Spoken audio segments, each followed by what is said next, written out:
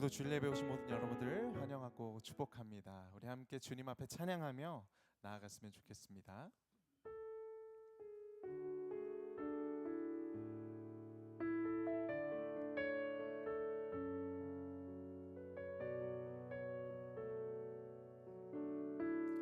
이렇게 믿음으로 고백하겠습니다. 내게 허락하신 시련을 통해 나의 믿음 더욱 강하게 자라나고 험한 산과 골짜기 지나는 동안 주께 더 가까이 나를 이끄시네. 내가 겪는 시험이 어렵고 힘겨워도 내 주님보다 크지 않네. 내 앞에 바다가 갈라지지 않으면 주가 나로 바다 위 걷게 하리. 나는 믿네. 주의 능력으로 내 삶 새롭게 되니. 나는 믿네. 주의 능력으로 담대히 나가리라. 주와 함께 싸워 승리하리라. 날마다 믿음으로 나 살아가리. 다시 한번 내게 허락하신 시련을 통해 나의 믿음 더욱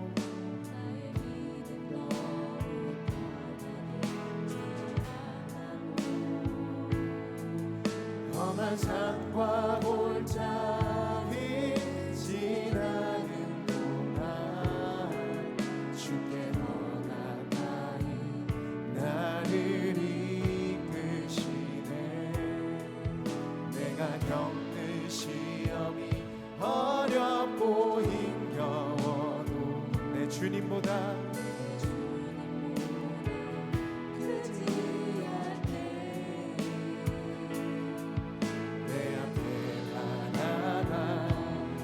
달라지지 않으면 주가 나로 바다 위 걷게 하니. 나는 믿네. 주의 능력으로 내 삶 새롭게 되리. 나는 믿네. 주의 능력으로 담대히 나가리라. 주와 함께 싸워 승리하리라. 날마다 믿음으로 나 살아. 날마다 믿음으로 나 살아가리.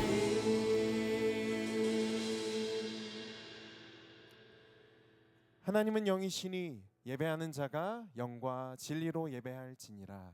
아멘. 다 같이 자리에서 일어나셔서 사도신경 고백하겠습니다. 나는 전능하신 아버지 하나님 천지의 창조주를 믿습니다. 나는 그의 유일하신 아들 우리 주 예수 그리스도를 믿습니다. 그는 성령으로 잉태되어 동정녀 마리아에게서 나시고 본디오 빌라도에게 고난을 받아 십자가에 못 박혀 죽으시고 장사된 지 사흘 만에 죽은 자 가운데서 다시 살아나셨으며 하늘에 오르시어 전능하신 아버지 하나님 우편에 앉아 계시다가 거기로부터 살아있는 자와 죽은 자를 심판하러 오십니다. 나는 성령을 믿으며 거룩한 공교회와 성도의 교제와 죄를 용서받는 것과 몸의 부활과 영생을 믿습니다. 아멘. 자리에 앉으시겠습니다.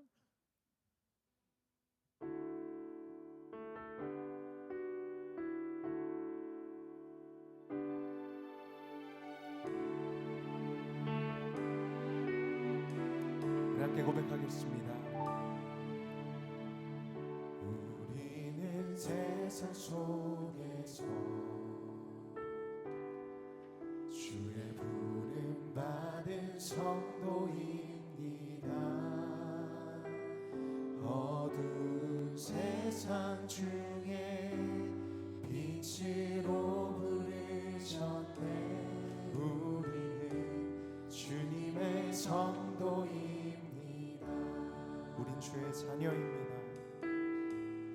우린 주의 자녀입니다. 세상 속에서나 가정에서도 우리는 변함없이 주의 자녀입니다. 우리는 주님의 자녀입니다.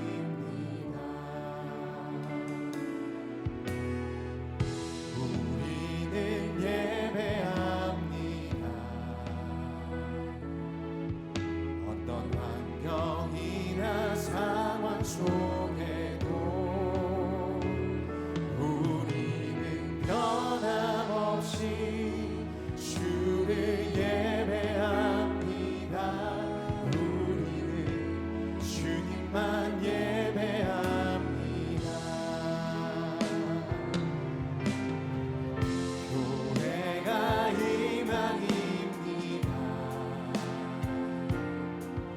모든 세상 속에 희망입니다. 십자가 복음만이 세상을 살립니다. 교회가 이 땅의 희망입니다. 우리가 교회입니다. 함께 모일 때나 흩어질 때도 우리는 예배하고 복음을 전합니다. 우리가 주님의 교회입니다. 우리가 교회입니다. 우리가 교회입니다. 함께 모일 때나 흩어질 때도 우리는 예배하고 복음을 전합니다. 우리가 우리 한 번 더 우리가 교회입니다. 우리가 교회입니다.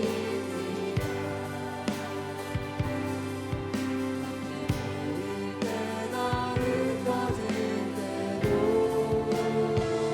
우리는 예배하고 복음을 전합니다. 우리가 주님의 교회입니다.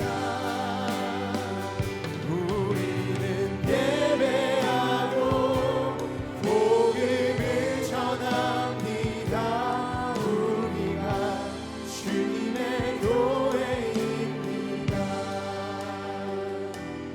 우리가 이 땅의 희망입니다.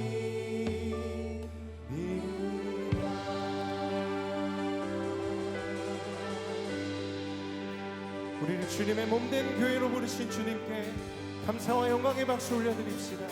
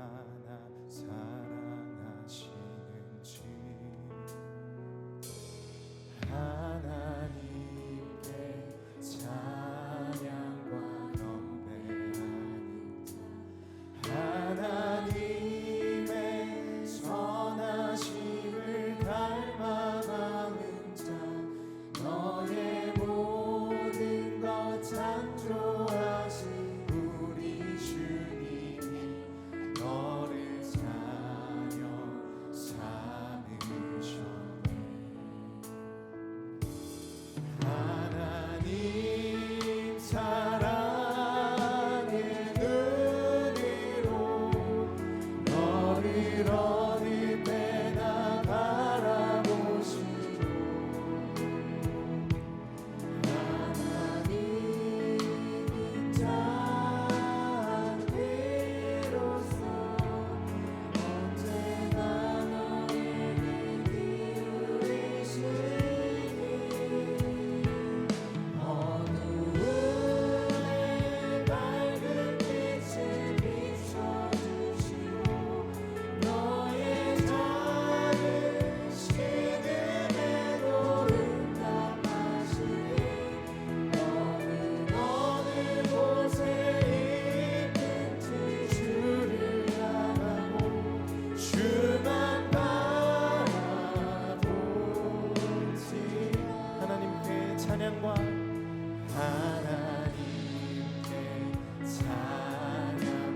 경배, 하나님의 선하심을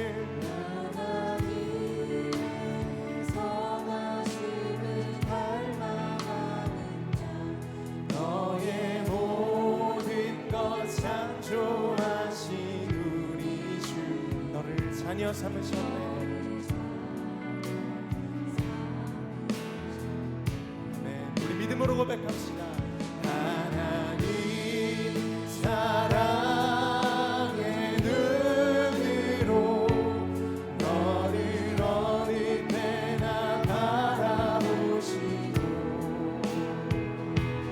하나님 인자한 비로소 언제나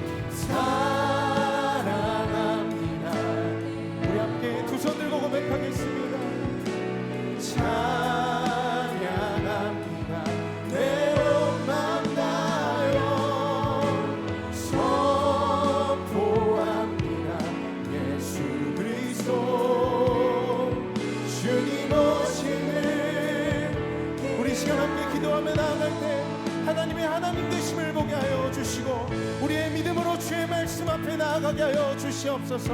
우리 주님의 이름 부르고 기도하겠습니다. 주여, 하나님, 우리가 주님 앞에 나아갑니다. 우리가 가만히 있어 주님의 하나님 되심을 보기를 원합니다. 열방과 세계 가운데 높임 받으시는 주님, 우리의 피난처가 되시며 힘과 도움이 되시는 우리 능력의 주님을 바라보게 하여 주시옵소서. 말씀을 볼 때 우리에게 믿음의 능력 허락하여 주시고 우리 안에 결실이 맺혀지게 하여 주시오며 하나님의 사랑을 바라보고 하나님의 사랑만을 믿고 의지하며 나아갈 때 어두움의 빛을 비춰주시는 주님, 우리를 고치시고 회복하시는 주님, 우리의 작은 신음에 응답하시는 주님을 경험하는 시간 되게 하여 주시옵소서. 주님을 기대하고 순항합니다. 바라보고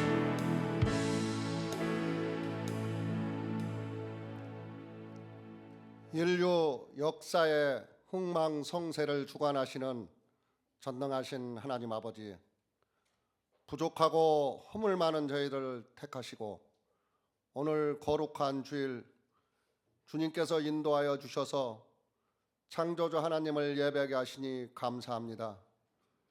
이 시간 마음과 뜻과 정성을 다하여 영과 진리로 예배를 드리오니 기쁘게 받아주시옵고 홀로 영광 받아주시옵소서.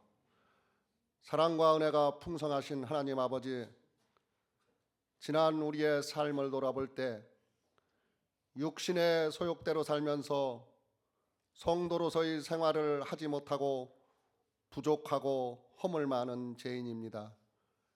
우리의 허물과 죄악을 고백하고 회개하오니 주님의 십자가 보혈로 깨끗하게 씻어주시고 오직 복음에 합당한 생활을 할 수 있도록 인도하여 주시옵소서. 사랑이 많으신 하나님 아버지, 이 나라와 온사랑교회를 위해 기도합니다. 다사다난했던 2024년 한 해를 돌아볼 때 정치적으로, 사회적으로, 신앙적으로 말로 다할 수 없는 시련과 격동의 연속이었습니다.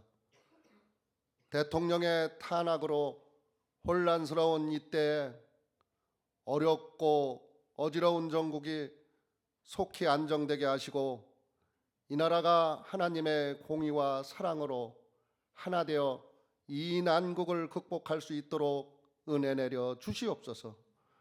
온사랑교회를 이 지역에 세우시고 목회 철학과 목회 비전을 통하여 부흥시켜 주시고 인도하여 주심을 감사드립니다. 2024년도 몸된 교회를 하나님 은혜 가운데 지켜주시고 어려움 없이 마무리할 수 있도록 도와주심을 감사합니다. 감사하신 하나님 아버지, 2025년은 하나님의 새 일을 행하리라는 표어를 가지고 나아갑니다. 목회 계획과 일꾼들을 풍족히 보내주셔서 하나님을 기쁘게 하는 일에 서로가 협력하고 주신 사명을 붙들고 주님 앞에 나아가길 원하고 기도합니다. 금년 한 해 동안도 묵묵히 오직 하나님의 영광을 위해 각 기관에서 헌신하신 주님의 일꾼들을 통하여 주님의 몸된 교회가 든든히 세워져 가게 하여 주신 은총을 감사드립니다. 거룩하신 하나님 아버지, 이 시간 주님의 종 장홍기 담임 목사님을 세우셨사오니 영육간의 강건함으로 붙잡아 주시고 성령께서 주장하여 주셔서 진리의 말씀이 우리의 영혼을 풍성하게 채워 주시옵소서. 육신의 질병으로 시험 들어 방황하는 성도들에게 치유의 능력과 고통으로부터 자유를 회복하는 말씀이 되게 하여 주시옵소서. 말씀을 듣는 자마다 큰 은혜를 받고 소망의 새해를 신실한 일꾼으로 섬기는 결단의 첫걸음이 되게 하여 주시옵소서. 감사드리며 거룩하신 예수님의 이름으로 기도드렸습니다. 아멘.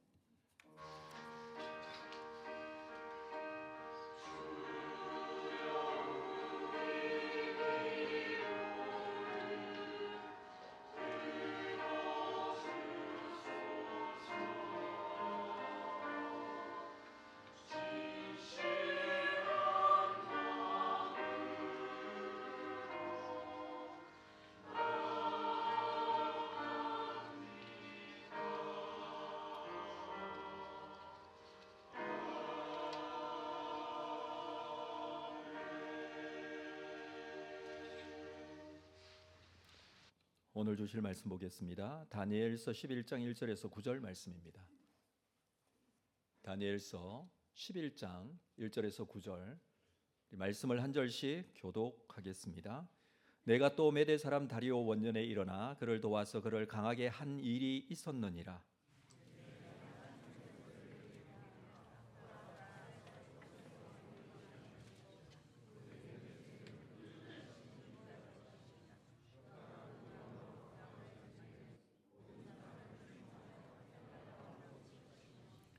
장차 한 능력 있는 왕이 일어나서 큰 권세로 다스리며 자기 마음대로 행하리라.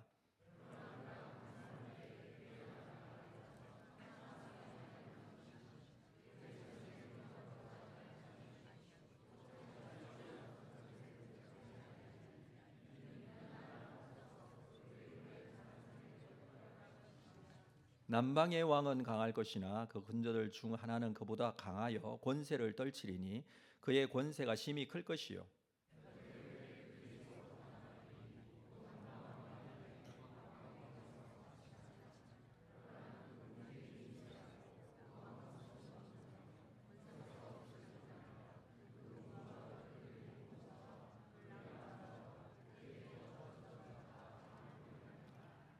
그러나 그 공주의 본 족속에게서 난 자 중에 한 사람이 왕위를 이어 권세를 받아 북방 왕의 군대를 치러 와서 그의 성에 들어가서 그들을 쳐서 이기고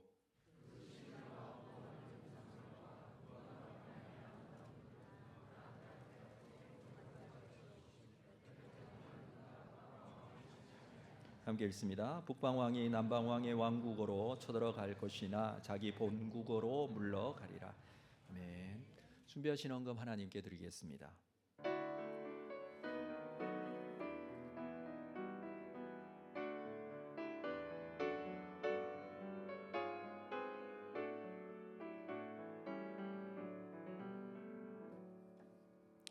거룩하신 아버지 하나님, 하나님께서 우리의 삶을 주장하시고 인도해 주셔서 한 주간 믿음으로 살게 하시고 주신 감사의 제목들을 감사헌금으로 감사의 기도의 제목과 함께 드립니다. 소득의 10분의 1을 구별한 11조 헌금과 선교 장학 구제 건축 헌금으로 하나님의 나라와 그 역사를 준비하며 주님 앞에 거룩하게 쓰임받게 하심을 감사합니다. 하나님께서 우리에게 주신 여러 가지 기도의 제목들 속에 하나님의 나라의 복음의 역사들을 준비하며 진행할 수 있도록 우리에게 은혜 베풀어 주셔서 지금까지 감사함으로 감당하게 하시고 믿음으로 보게 하셨사오니 앞으로도 우리가 살아내야 할 삶의 자리에서 언제나 살아계신 아버지 하나님의 계획에 순종하며 주의 뜻을 이루어가는 삶이 되게 함께하여 주시기를 원합니다. 우리의 삶 속에 늘 감사가 있기를 원합니다. 감사로 채워주시고 감사함으로 하나님 나라를 섬겨나갈 수 있도록 인도하여 주시옵소서. 감사하고 예수님의 이름으로 기도합니다. 아멘. 2부 찬양대에 찬양이 있겠습니다.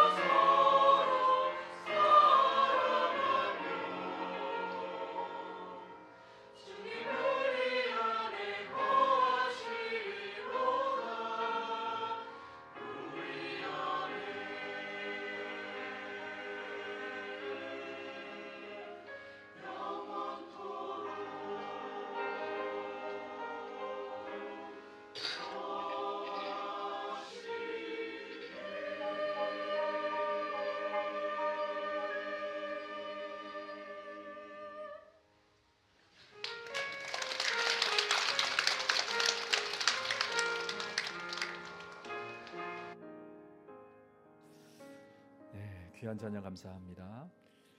교회 소식 나누겠습니다. 주보에 있는 내용들 여러분 확인해 주시면 되겠습니다. 오늘 캄보디아 단기 선교 모임 있다는 거 기억하시고 잘 모여 주시기를 바랍니다. 성탄 축하제 후에 모임이 있습니다. 2024년 성탄절 행사들이 진행이 되는데 세상의 모든 사람을 구원하기 위해 사람으로 태어나신 예수님의 성탄 감사하는 성탄절 되시기를 바랍니다. 우리 성탄 축하제는 오늘 오후 2시 30분에 3부 예배 후에 본당에서 있겠습니다. 많이 참여해 주시기를 바랍니다. 예수님 성탄 축하 카드 여러분께 같이 나눠 드렸습니다. 다 받으셨죠? 여기 뒤에 보면 이거 생일 축하 카드입니다. 예수님 생신이잖아요. 그래서 생일 카드를 적으신다고 생각하고 뒤에 보면 예수님 이렇게 적으셔도 돼요. 생일 축하해요. 이렇게 적으셔도 되는데 여러분의 그 아름다운 표현력으로 잘 표현을 해보시기 바랍니다. 그리고 누가 보내는지도 그리고 요걸 나가시면 2층, 3층에 보면 우체통이 있습니다. 거기 넣어주시면 됩니다. 우체통은 무슨 색? 빨간색. 빨간색 통이 있으니 거기다가 넣어주시면 저희 성탄 축하제 할 때에 추첨해서 선물도 드린다고 합니다. 그러니까 꼭 작성해 주시기 바랍니다. 교회 학교 아이들도 같이 다 하기로 했습니다. 이거 좋다고 예쁘다고 가져가지 마시고 꼭 붙이시기를 바랍니다.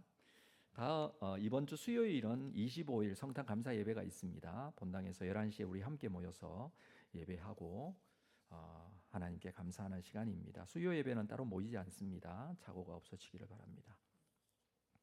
다음 주일은 수료 및 졸업식이 있는 주일입니다. 마지막 주일인데 3부 예배 후에 본당에서 교회 학교 졸업과 그리고 제자훈련 수료식 양육과정 모든 과정들이 수료식을 갖도록 하겠습니다. 우리 다 참석해 주시기를 바랍니다. 송구경신 예배 드리기 전에 31일 화요일 오후 8시 30분에 교사의 밤으로 2025년도 임명되어지실 교사들을 위한 모임입니다. 그리고 내년 광고를 좀 해야 할 것 같습니다. 우리 내년 2025년 첫 번째 금요일 금요 기도회는 신년 특별 금요 기도회로 3일날 금요일날 모이도록 하겠습니다.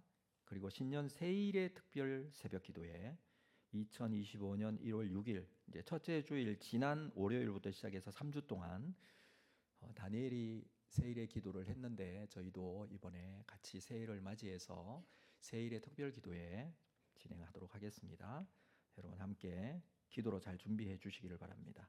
2025년도 사역 봉사 신청 1인 1사역과 1봉사에 동참해 주시기를 바랍니다. 지난주 나누어 드린 우리 추가 신청서 확인하시면 되겠습니다.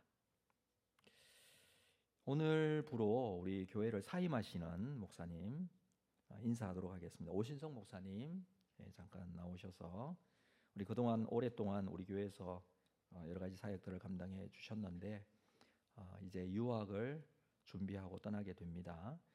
우리 목사님 앞길을 선하게 인도해 달라고 인사하실 때 박수로 좀 격려하도록 하겠습니다. 차례 격려.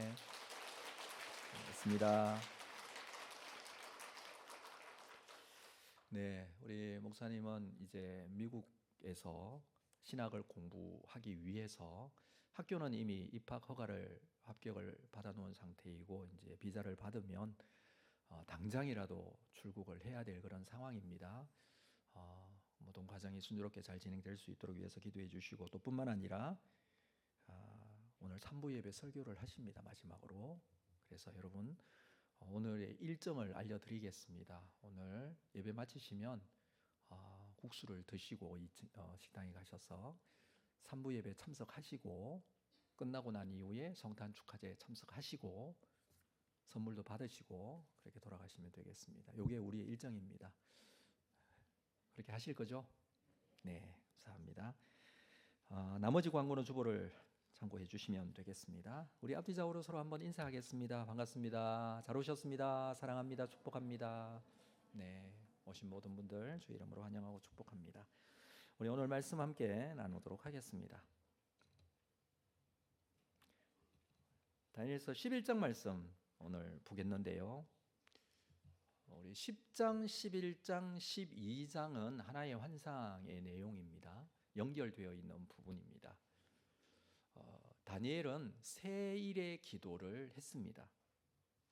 포로 귀환민들이 고향 땅 이스라엘로 돌아가고 난 이후에 그들이 꿈에도 그리던 성전 재건, 그것을 하고자 했지만 많은 방해들로 인하여 하지 못하고 오히려 더 큰 어려움을 겪게 된다는 이야기를 전해 듣게 된 다니엘이 하나님께 기도하기로 작정을 한 것이죠.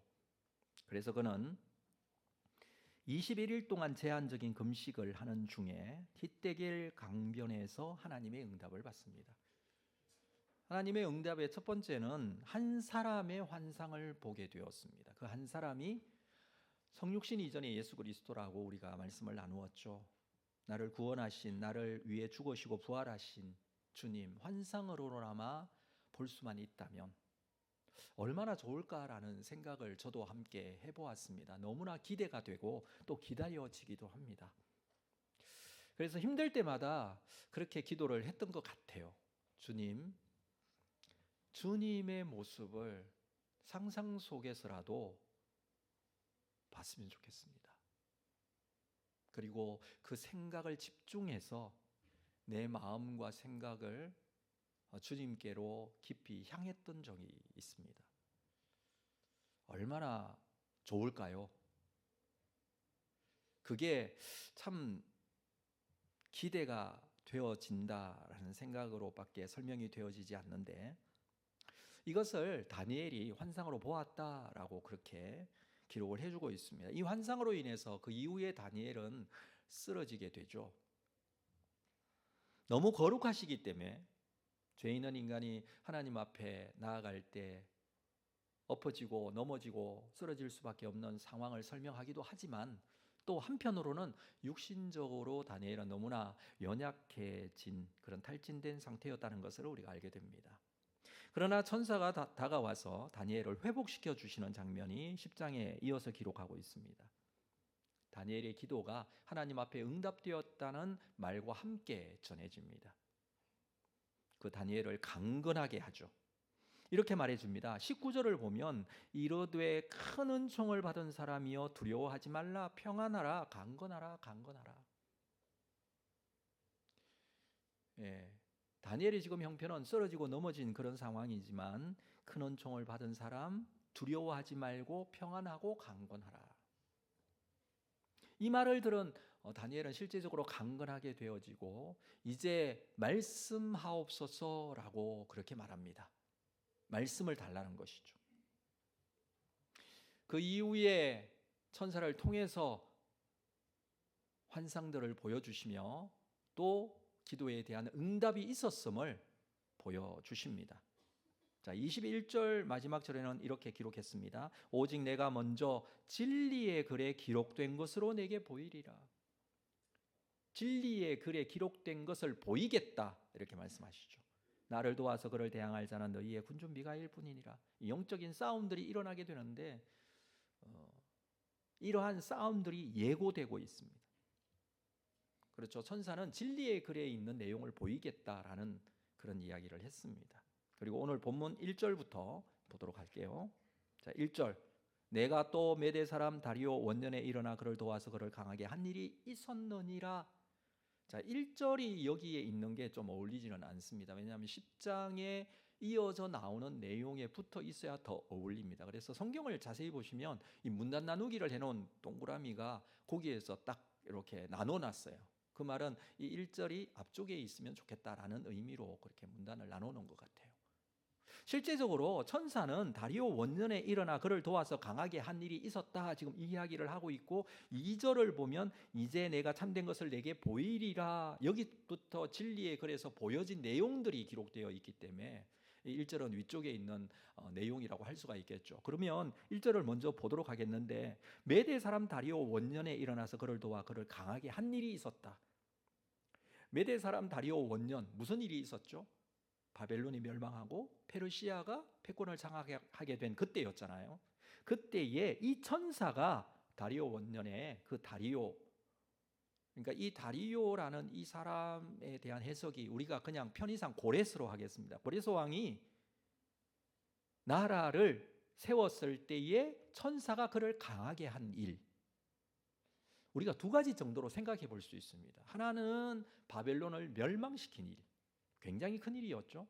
바벨론이라는 나라가 없어지게 되고 페르시아가 세워지게 되었으니, 두 번째 또 중요한 일이 있었는데 그게 무엇이냐 하면 고레스가 왕이 된 이후에 모든 민족으로 종교적 자유를 선포한 고레스 칙령 이야기입니다.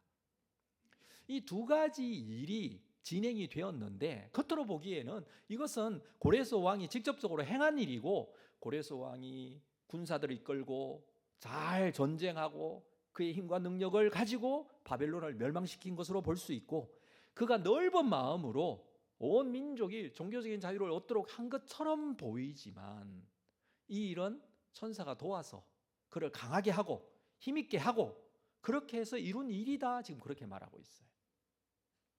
겉으로 볼 때는 그가 한 일 같지만, 그러나 결국 이것은 하나님께서 진행하신 일이다라는 이야기를 여기서 해주고 있습니다. 역사는 하나님께서 진행하시는 일이죠. 그래서 그를 강하게 해서 이 역사가 이렇게 진행될 수 있도록 한 일이었다라고 말씀하고 계시는 것입니다. 자, 그러면서 2절 이후에 천사가 말한 진리의 글에 기록된 것을 보이겠다라는 말에 따라 그 내용을 이어서 말하고 있습니다. 자, 2절 말씀. 이제 내가 참된 것을 내게 보이리라. 보라, 바사에서 또 새 왕들이 일어날 것이고 그 후에 넷째는 그들보다 심히 부요할 것이며 그가 그 부요함으로 강하여진 후에는 모든 사람을 충동하여 헬라 왕국을 칠 것이다. 헬라 왕국을 칠 것이다 라고 했으니 이 이야기는 페르시아 왕국에 대한 이야기입니다. 자, 이해가 되셨죠? 네. 이제 내가 참된 것을 내게 보이겠다라고 시작하고 있는 이 이야기는 페르시아 제국에 대한 이야기부터 먼저 하고 있습니다. 앞으로 일어난 일들을 보이겠다는 것이죠. 진리의 책, 하나님의 책에 기록되어 있는 내용. 자, 지금 다니엘이 이 환상을 보고 이것을 기록하고 있는 이때는 언제냐면 10장 1절에 보면 바사 왕 고레스 제3년 그때 있었던 일이에요. 그런데 앞으로 일어날 일에 대한 이야기를 하고 있습니다. 지금 그 환상을, 진리의 글, 하나님 앞에 있는 진리의 책, 거기에 있는 글을 보고 지금 이 내용을 기록하죠. 앞으로 바사에서 새 왕이 일어날 것이고 그 후에 넷째는 그들보다 심히 부요할 것이다. 이 넷째 왕이 강해진 후에 헬라 왕국을 칠 것이다. 지금은 고레스 왕이 페르시아를 통치하고 있습니다. 그리고 새 왕이 일어날 것이고 넷째 왕이 부요한 왕이 될 것입니다. 실제적으로 페르시아 제국의 왕들의 계보를 좀 우리가 참고해서 보도록 하겠습니다. 이걸 보여드리면 더 헷갈릴 수도 있는데 그래도 정신줄 놓지 마시고 잘 보시면 페르시아 제국이 처음 바빌론을 멸망시킨 왕이 이 고레스 왕이죠. 고레스 왕. 두 번째 왕이 캄비세스 왕입니다. 세 번째 왕이 다리우스 1세, 네 번째 왕이 누구죠? 예, 발음도 어려운 크세르크세스입니다.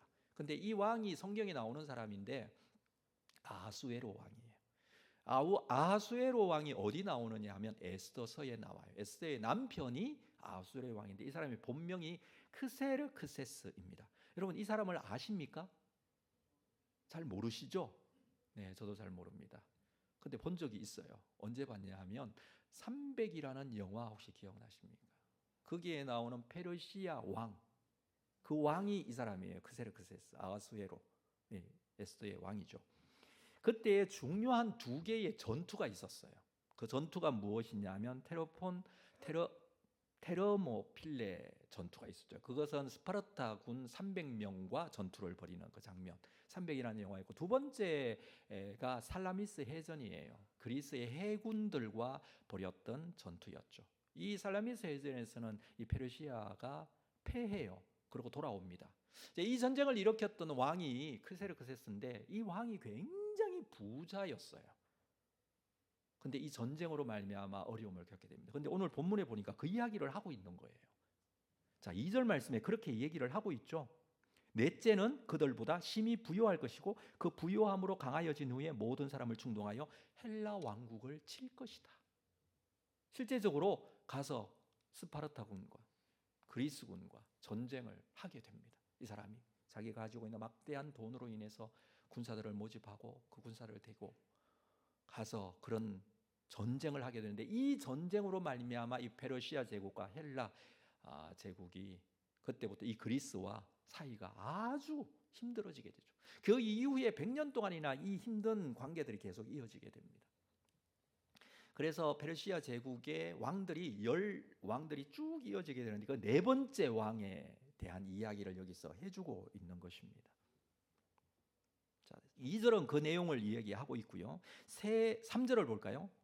다음, 장차 한 능력 있는 왕이 일어나서 큰 권세로 다스리며 자기 마음대로 행하리라.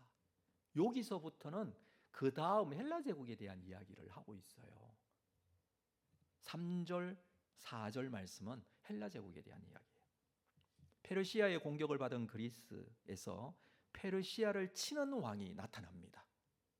그래서 한 능력 있는 왕이 일어나서 큰 권세로 다스리며 자기 마음대로 행하는 그런 왕이 나타난 겁니다. 4절 볼까요? 그러나 그가 강성할 때에 그의 나라가 갈라져 천하 사방에 나누어질 것이다. 그의 자손에게로 돌아가지 아니할 것이고 또 자기가 주장하던 권세대로도 되지 아니하리니 이는 그 나라가 뽑혀서 그 외에 다른 사람에게로 돌아갈 것이다 라고 기록을 하고 있습니다. 네. 이 사람이 누구냐 하면 헬라 제국의 알렉산더 대왕입니다. 이 알렉산더가 아버지의 대를 이어서 이 마게도니아의 왕으로 오르게 된 것이 주전 336년에 20세 나이였습니다. 주전 334년에 페르시아 제국을 공격하고 3년 만에 331년에 페르시아 제국을 정복해요. 그가 전쟁을 일으킨 10년 만에 인도 국경까지 정복하게 됩니다. 엄청나게 빠른 속도로 제국을 정복해 나갔다, 그렇게 말씀을 이미 앞에서도 나누었었는데, 그런 그가 나이 33세의 열병으로 죽어요. 굉장히 이런 나이에 죽게 되죠. 죽게 되면서 이제 그 후에 아들이 2명이 있었는데 그 2 아들을 데리고 있었던 후견인까지 포함해서 모두 다 살해를 당합니다. 이 왕이 죽고 난 이후에. 그래서 자녀들도 왕이 되지 못하고 죽임을 당하고 제국이 4등분으로 나누어집니다. 그 이야기를 지금 4절에서 해주고 있는 거예요. 그래서 그가 강성할 때 오히려 죽게 되고 그 나라가 갈라져 천하 사방으로 나누어지게 될 것이다. 자손에게로 돌아가지 못하게 될 것이다. 다른 사람들에게로 돌아갈 것이다. 그래서 나라가 헬라 제국이 4등분 되어지는 역사를 우리가 잘 알고 있습니다. 이 4등분은 알렉산더 장군들이 서로 각축을 벌이다가 7명이 각축을 벌이다가 나중에 4명만 남게 되고 4명이 4개의 제국으로 분열이 되어지죠. 그래서 그의 자손으로 돌아가지 않고 그의 장군들이 나라를 나누어 가집니다. 그 나누어진 나라들을 우리가 참고로 또 보도록 하겠습니다. 그 내용은 이렇게: 안티파트로스는 마게도니아와 그리스 지역을 차지하게 되고요. 리시마쿠스는 트라키아와 소아시아 지역, 그리고 셀루코스는 시리아 지역, 프톨레마이는 이집트와 팔레스타인 지역. 이렇게 보니까 이게 좀 머릿속에 들어오질 않는데, 첫 번째 안티파트로토스는요, 이 사람은 그리스 본국과 그 그리스 북쪽이 이제 마게도니아 지역이니까 마게도니아 지역, 원래 그리스에 있는 그 지역입니다. 그리고 두 번째로 리시마쿠스, 이 트라키아 소아시아 지역은 어디냐면 지금의 이제 터키 지역이죠. 터키 지역. 그리고 셀레우코스는 시리아 지역인데 팔레스타인 북쪽 지방이죠. 이쪽 북쪽 아시리아, 바벨론 이들이 번영했던 그쪽 지역부터 시작해서 이 동쪽으로 인도 국경까지 굉장히 넓은 지역이에요. 이쪽 지역. 그리고 네 번째 프톨레마이는 이집트 아래쪽이죠. 이집트와 팔레스타인까지 그렇게 차지하게 됩니다. 근데 여러분 여기에서 주의해서 보셔야 될 게 3번, 4번이에요. 다시 보여주시죠. 예, 3번, 4번. 1번, 2번은 뭐 머릿속에 기억하지 않아도 되지만 3번, 4번의 이야기가 요 다니엘 11장의 이야기가 계속 그 이야기가 진행이 되기 때문입니다. 3번에 셀레우코스, 4번에 프톨레마이.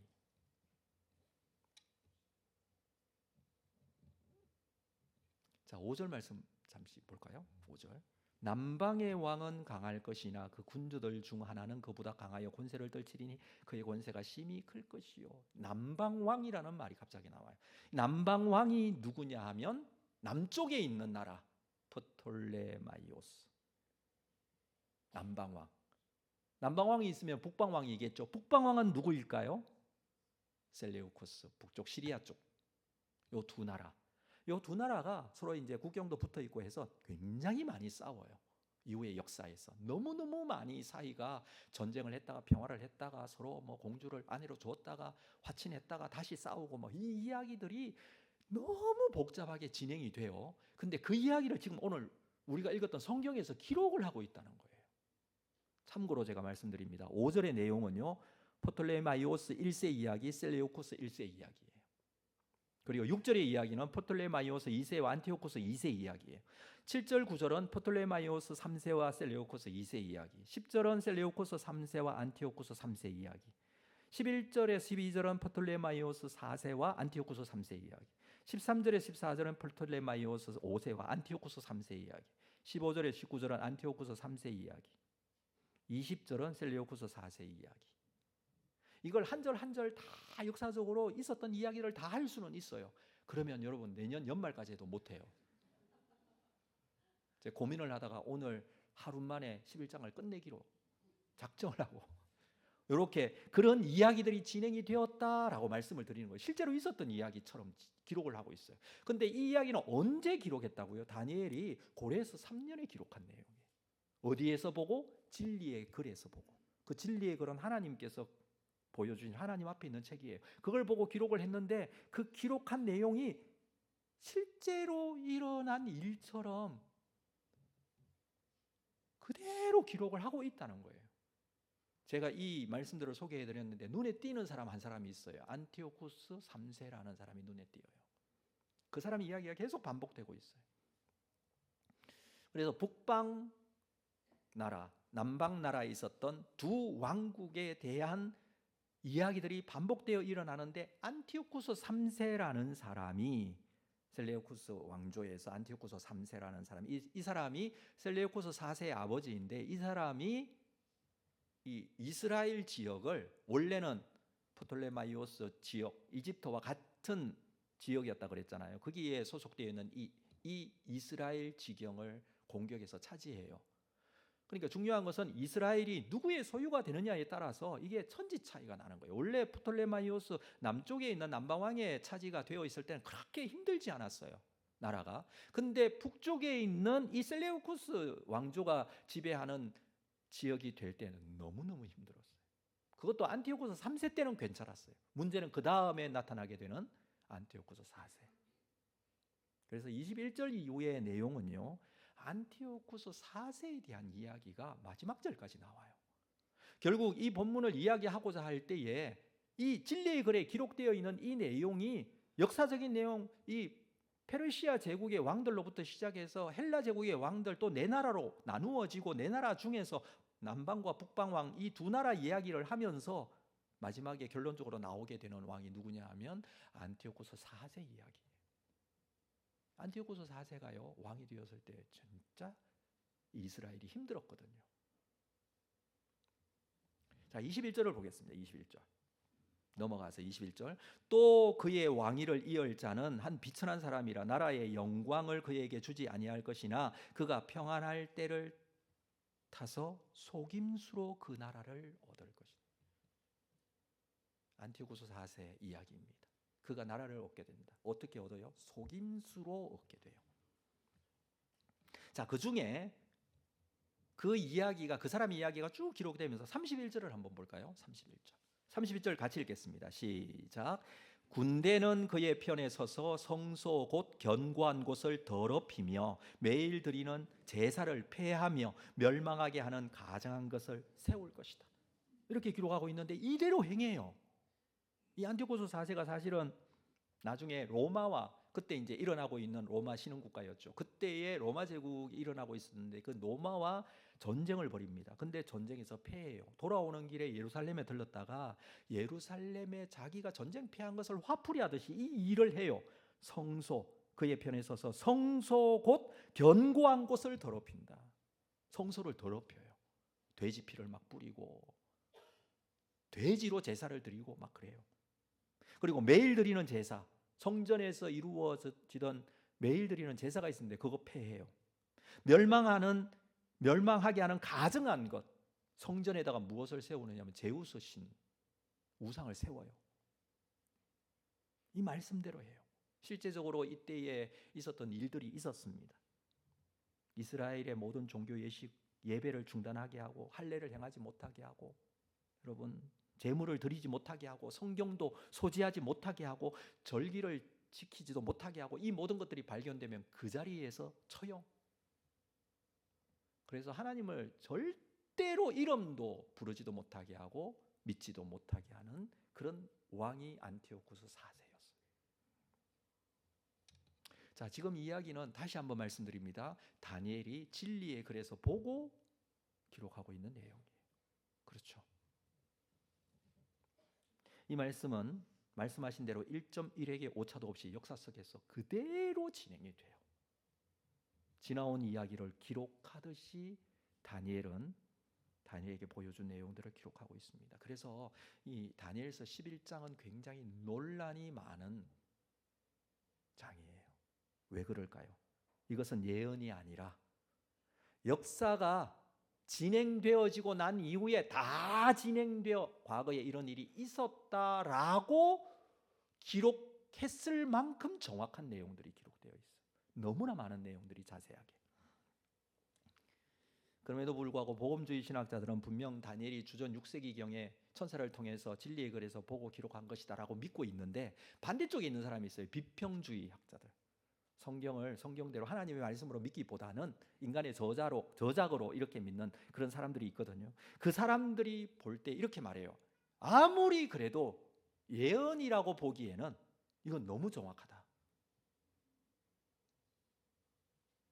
이것은 이미 이루어진 역사를 보고 기술한 다음에 마치 하나님께서 예언을 주신 것처럼 성경에 마지막에 편집해 넣었을 것이다. 우리는 다니엘이 기록했다고 믿고 있잖아요. 근데 나중에 사람이 이 이야기를 지나놓고 그 이야기를 그대로 기록하고, 역사를 기록하듯이 기록하고, 이게 다니엘이 본 것처럼 기록했다, 이렇게 주장을 합니다. 제가 생각할 때는 하나님을 믿지 못하면 이렇게 말할 수 있을 것 같아요. 그렇죠. 하나님을 믿지 못하면 이게 이해가 안 되는 거예요. 어떻게 이렇게 맞을 수 있느냐. 그러나 하나님을 정확하게 믿는다면 지금 다니엘에게 보여주시는 환상의 내용, 이것은 하나님께서 이미 진리의 글에 계획하신 작정하신 일들을 보여주신 내용이다 라고 믿을 수 있습니다. 그게 믿음의 사람과 믿지 않는 사람의 차이점이에요. 여러분은 어떻게 생각하십니까? 오늘부터 어떻게 이 11장을 받아들이시겠습니까? 이후에 역사를 보고 기록한 것이다라고 받아들이시겠어요? 아니면 다니엘에게 본 진리의 글에 하나님께서 계획하시고 작정하신 일들을 보여주시는 분명한 하나님의 말씀이다라고 받아들이시겠어요? 그게는 굉장히 큰 차이가 있기 때문에 그렇습니다. 우리는 하나님께서 이렇게 역사를 중환하신다는 내용을 이미 성경에 기록해 놓았다고 믿는 사람들이에요. 이미 다니엘서를 통해서 이것은 수많은 성도들이 경험하게 된 내용이에요. 자, 다니엘은 그렇게 기록을 했습니다. 이후에 이 역사가 그대로 진행이 됐다 그랬잖아요. 진행이 되는 그 시점에 살았던 성도들의 입장에서는 이 말씀이 어떻게 느껴질까요? 하나님께서 주신 이 말씀이 말씀대로 그대로 나타나게 되네. 그렇잖아요. 나라가 망하잖아요. 페르시아 왕들이. 넷째 왕이 나타나는데 그가 부요한 왕이라, 그 진짜 부요한 왕이 나타난 거예요. 그 왕이 헬라 제국을 칠 것이다. 그 전쟁이 일어난 거예요. 그 시대에 살았던 사람은 알 거 아니에요. 성경은 이전에 기록됐으니. 그 이후에 헬라 제국은 또 네 나라로 나눠질 것이다. 알게 되죠. 북방왕, 남방왕의 이야기가 기록이 되고 있습니다. 그때에 이스라엘에 있는 믿음의 사람들이 얼마나 큰 어려움을 겪게 되는지에 대해서도 기록하고 있잖아요. 그러니까 말씀에 있는 내용들을 보면 하나님께서 계획하시고 작정하신 대로 그 말씀대로 이루어가게 됨을 말씀을 통해서 알게 되는 것이죠. 그것을 믿게 되는 것이죠. 그 말씀을 듣고 그 말씀대로 이루어짐에 대한 확신과 믿음을 가지게 되는 것이죠. 그러면 그때마다 주어지는 그 사건과 그 형평과 처지, 여러분 일어나는 힘든 문제들, 이런 것들을 통해서 그들이 견고한 믿음을 가지고 하나님께서는 역사의 주관자가 되시고 이 말씀대로 이루어 가시는 분이시기에 나는 하나님을 믿습니다 라고 주어진 상황에 대해서 믿음으로 설 수 있지만, 그런데 말씀을 안 읽었어요. 듣지도 못했어요. 말씀을 알지도 못해요. 그러면 어떤 마음을 가지고 신앙생활을 할까요? 말씀으로 근거하지 않은, 말씀과 관계없는 그런 신앙을 가지고 있어요. 그러면 이 일이 왜 일어나는지, 이 어려움이 내게 왜 주어지는지, 이 상황이 왜 이런 일들이 이해가 안 되는 거예요. 해석도 안 되는 거예요.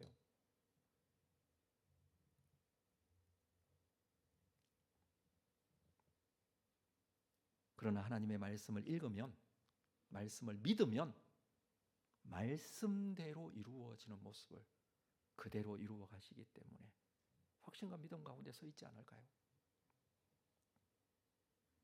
하나님께서 주신 말씀대로 이루어지고 있다는 사실을 보고 하나님께서 인도하시는 놀라운 은혜가 있음을 알게 된다는 것입니다.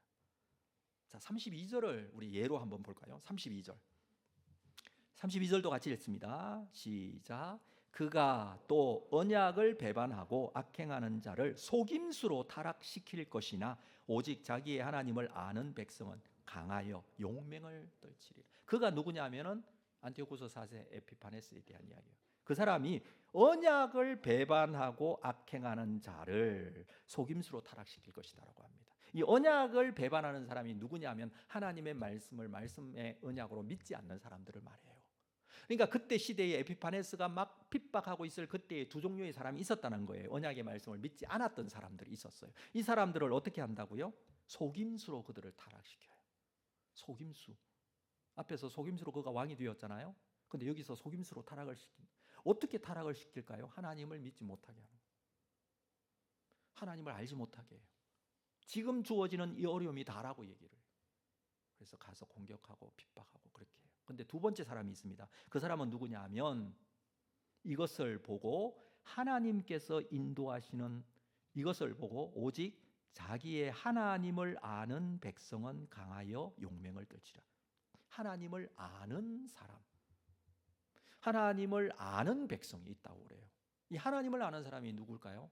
하나님의 약속의 말씀을 믿는 사람이에요. 자, 다시 정리를 할게요. 지금 다니엘서는 다니엘 시대에 기록된 내용이고 에피파네스 때 있었던 성도들이 있을 거 아니에요. 이 사람들은 이 말씀을 믿고 있는 사람이 하나님을 아는 사람이라고요.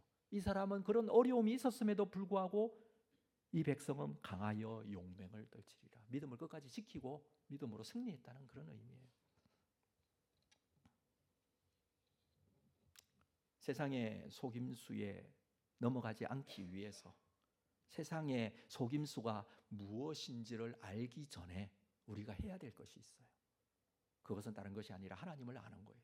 오늘 본문에서도 그 이야기를 해주고 있는 거예요. 하나님을 알아야 한다. 하나님을 아는 자는, 하나님을 아는 백성은 강하여 용맹을 떨치게 돼요. 흔들리지 않는다는 거예요. 결국 하나님을 아느냐라는 문제예요. 세상에 가서 세상이 어떻습니다. 세상의 어려움이 이렇습니다. 이럴 때는 어떻게 해야 될까요? 이런 걱정 우리가 많이 하잖아요. 근데 사실은 그것보다 더 중요한 것은 먼저 하나님이 어떤 하나님인지를 아는 것이라는 거예요. 그러면 세상이 보여요. 세상에서 어떻게 살아야 될지를 알아요. 세상의 속임수가 무엇입니까? 하나님을 알지 못하게 하는 것이거든요. 하나님을 믿지 못하게 하는 것이거든요. 이 에피파네스가 핍박하던 시대 속에서도 하나님을 아는 자들이 있었습니다. 강하여 용맹을 떨치는 자들이 있었습니다. 하나님을 아는 것이 얼마나 중요한가. 신앙생활은 결국 하나님을 알아가는 과정 속에 있어요. 여러분, 2024년도에 얼마만큼 하나님을 아셨습니까? 2025년도에는 또 얼마만큼 우리가 하나님을 알아야 될까요? 그분을 알고 믿는다면 우리의 신앙생활은 흔들림이 없습니다. 근데 그분은 관계없고 세상의 속임수만 자꾸 보여진다면 언제나 그 속임수로 인하여 흔들리는 그런 삶을 살 수밖에 없어요. 그래서 바울은 로마서 8장에서 이렇게 고백했어요. 8장 31절, 그런즉 이 일에 대하여 우리가 무슨 말 하리요? 앞에 여러 가지 이야기들을 합니다. 그런데 이 일에 대해서 무슨 말 하리요? 만일 하나님이 우리를 위하시면 누가 우리를 대적하리요? 만일 하나님이 우리를 위하시면, 중요한 것은 하나님께서 어떻게 하시느냐가 중요하다는 거예요. 하나님께서 우리를 위하십니다. 그러면 누가 대적하겠느냐, 이 말을 하고 있어요. 32절, 자기 아들을 아끼지 아니하시고 우리 모든 사람을 위하여 내주신 이가 어찌 그 아들과 함께 우리 모든 것을 우리에게 주시지 아니하겠느냐. 하나님이 사랑하시는 게 중요하잖아요. 하나님께서 우리를 붙잡아 주시는 게 중요하잖아요. 하나님께서 말씀해 주신 것이 중요하잖아요. 옆 사람이 나를 미워하고 옆 사람이 나를 챙겨주지 않고 옆 사람이 나를 힘들게 하는 그것보다 더 중요한 것은 하나님이 나를 어떻게 생각하시냐, 그게 중요하잖아요. 33절 볼까요? 누가 능히 하나님께서 택하신 자들을 고발하리요? 의롭다 하신 이는 하나님이시니. 여러분, 하나님께서 우리를 의롭다 하십니다. 믿으십니까? 하나님께서 우리를 사랑하십니다. 이 사실도 믿으십니까? 계속해서 볼까요? 34절, 누가 정죄하리요? 죽으실 뿐 아니라 다시 살아나신 이는 그리스도 예수시니 그는 하나님의 우편에 계신 자여 우리를 위하여 간구하시는 자시니라. 35절, 누가 우리를 그리스도의 사랑에서 끊으리요? 환난이나 공고나 박해나 기근이나 적신이나 위험이나 칼이랴 기록된 바 우리가 종일 주를 위하여 죽임을 당하게 되며 도살당할 양같이 여김을 받았나이다 함과 같으니라. 그러나 이 모든 일에 우리를 사랑하시는 이로 말미암아 우리가 넉넉히 이기느니라. 우리를 사랑하시는 이로 말미암아 넉넉히 이긴다. 38절 39절은 같이 읽겠습니다. 시작. 내가 확신하노니 사망이나 생명이나 천사들이나 권사자들이나 현재일이나 장래일이나 능력이나 높음이나 깊음이나 다른 어떤 피조물이라도 우리를 우리 주 그리스도 예수 안에 있는 하나님의 사랑에서 끊을 수, 그리스도의 사랑 안에서 그 하나님께서 나를 사랑하시는 그 사랑으로 우리를 끊을 수 없다라고 말하고 있습니다. 하나님에 대한 확신이죠. 하나님에 대한 믿음이죠. 하나님에 대한 믿음을 가지시기를 주의 이름으로 축복합니다. 자, 24절로 돌아와서 24절, 그가 누구냐면 에피파네스 이야기예요. 오늘 본문 24절, 평안한 때에 그 지방의 가장 기름진 곳에 들어와서 그의 조상들과 조상들의 조상이 행하지 못하던 것을 행할 것이요 그는 노력하고 탈취한 재물을 무리에게 흩어주며 계략을 세워 얼마 동안 산성들을 칠 것인데, 여러 가지 일들이 쫙 있을 것이다라고 또 얘기를 하고 있어요. 근데 마지막에 이렇게 말합니다. 때가 이르기까지 그리하리라.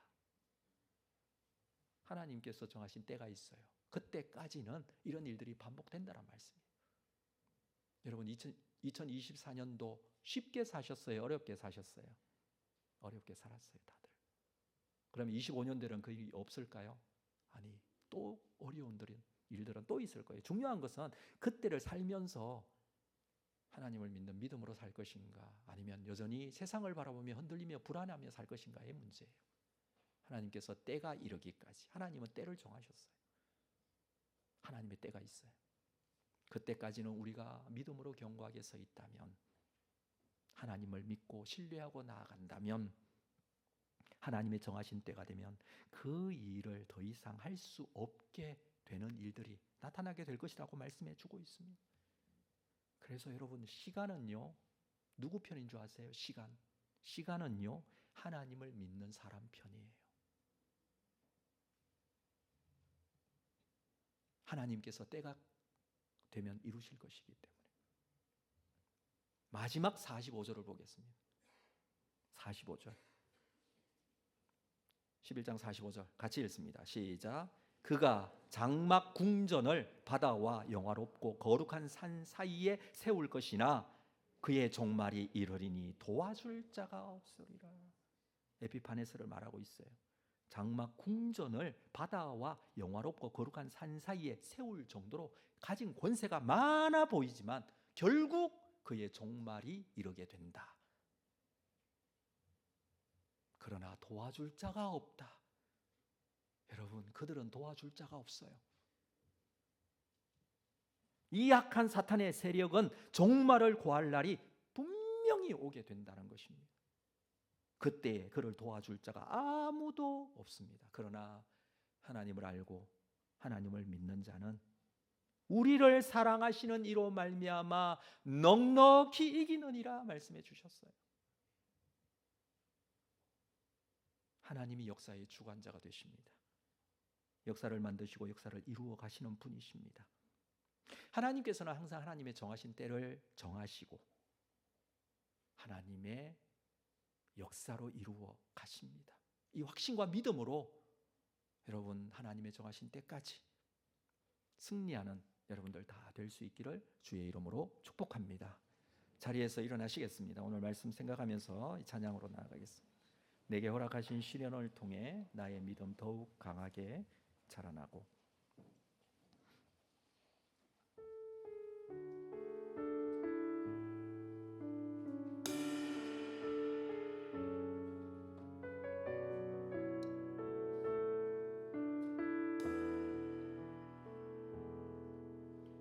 내게 허락하신 시련을 통해 나의 믿음 더욱 강하게 자라나고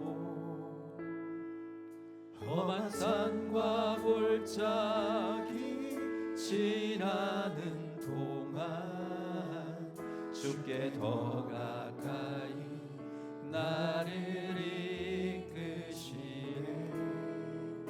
내가 겪는 시험이 어렵고 힘겨워도 내 주님보다 크지 않네. 내 앞에 바다가 갈라지지 않으면 주가 나로 바다 위 걷게 하리. 나는 믿네. 주의 능력으로 내 삶 새롭게 되리. 나는 믿네. 주의 능력으로 담대히 나가리라. 주와 함께 싸워 승리하리라. 날마다 믿음으로 나 살아가. 나는 믿네. 나는 믿네. 주의 능력으로 내 삶 새롭게 되리. 나는 믿네. 주의 능력으로 담대히 나가리라. 주와 함께 싸워 승리하리라. 날마다 믿음으로 나 살아. 날마다 믿음으로. 날마다 믿음으로 나 살아가리. 우리가 오늘도 주신 말씀을 다시 한번 기억하고 함께 기도할 때에 붙들어야 할 것은 하나님을 향한 믿음과 주시는 말씀입니다. 나를 사랑하시고 나를 붙잡아 주시고 나를 오늘도 하나님의 사람으로 세워주심을 믿고 하나님께서 나를 편들어 주시고 주 예수 그리스도를 주시기까지 사랑하시고 우리를 붙잡아 주시면 누가 우리를 대적할 수 있겠습니까? 이 확신과 믿음으로 주님 앞에 가까이 나아가는 귀한 시간 되기를 원합니다. 우리가 살아내야 할 삶의 자리 있는 현장 어디에서나 이 믿음으로 승리하는 자가 될 수 있도록 함께하여 달라고 우리 함께 기도로 하나님께 나아가겠습니다. 같이 기도하겠습니다. 거룩하신 아버지 하나님이여, 오늘도 이 믿음으로 주님 앞에 거룩하게 세워지게 됨을 믿습니다. 하나님께서 이 모든 역사의 주관자가 되시고 역사를 만드시고 역사를 이루시는 분이신 줄 믿습니다. 하나님께서는 항상 하나님의 때를 정하시고 하나님의 때를 이루어 가시는 분이신 줄 믿습니다. 확신과 믿음 놓치지 않고 살아계신 아버지 하나님을 믿음으로 소망하는 자들이 될 수 있도록 인도하여 주시옵소서. 거룩하신 아버지 하나님을 알고 하나님을 믿는 자, 우리를 사랑하시는 이로 말미암아 우리가 넉넉히 이길 수 있다고 말씀해 주셨는데, 그리스도의 사랑에서 우리를 끊을 수 없음을 말해 주었는데, 이 말씀 붙들고 주님 앞에 거룩하게 서가는 귀한 은혜가 있도록 인도하여 주시기를 주여 원하옵소서. 아버지 하나님께서 우리를 향하신 하나님의 거룩하신 뜻대로 주님 앞에 나아가시고 하나님 은혜를 베풀어 주시옵소서. 주의 사랑과 그 은혜대로 주님 앞에 나아가게 하여 주시옵소서. 주께서 함께하여 주시옵소서. 날마다 믿음으로 나 살아가니. 지금은 우리 주 예수 그리스도의 은혜와 하나님 아버지의 크신 사랑하심과 성령님의 교통 위로 함께 역사하심이 오늘도 주님의 말씀을 붙들고 하나님께서 나에게 주신 약속, 그 약속으로 하나님을 신뢰하고 믿고 의지하며 세상의 속임수에 넘어가지 않고 하나님께서 인도해 가실 것에 대한 이 믿음으로 승리하기를 원하는 우리 모든 성도들 심령 위에 지금으로부터 영원토록 함께 있을지어다. 아멘.